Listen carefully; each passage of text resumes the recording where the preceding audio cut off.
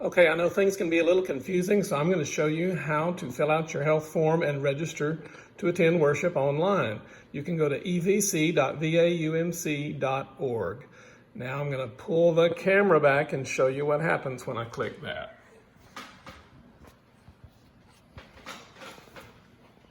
Okay, so that's the home page, and I go down to this yellow button here. You see it? Where it says COVID Health Acknowledgement Form, and I'll click that. Okay, then that has a lot of information that you can read. I'm not going to read all that to you, but that kind of explains it. And then I go to that green button you see up here. It says Continue to Form. Okay, first thing is to select your church. And this form will be good for 7 days, so you can only register for this coming Sunday now. So if you go down to the bottom, you pick the district, and that is, ding, Roanoke. That's pretty easy to find. And then click Next. Okay, then there's 69 churches in Roanoke, so you got to find our church. There's actually 2 Mount Pleasants, believe it or not. So you got to go down to the M's, find Mount Pleasant, Roanoke, not Fincastle, and continue to step 2. Okay, so that gives you the date you're filling out the form, the date it expires. It's got my name on there, and this is where you register. So I'm going to go ahead and register right now because I can't come Sunday unless I register. Fill out my phone number. You'll notice it adds the parentheses automatically, so you just have to type the numbers. My email address. And then if you'll check this box, it will remind you to do a registration in the future. Continue to step 3. Here's the health questionnaire. It's the same thing we have on paper.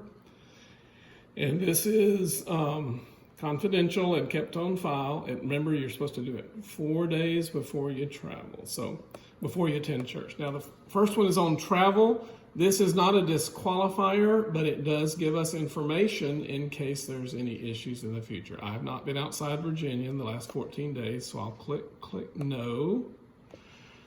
And then the last 14 days, any of these symptoms: fever, no; shortness of breath, no; chills, no; cough, no; flu-like symptoms, no; sore throat, no; headache, no. I did ask about people that have headaches every day, and they said, no, you're talking about new stuff, okay.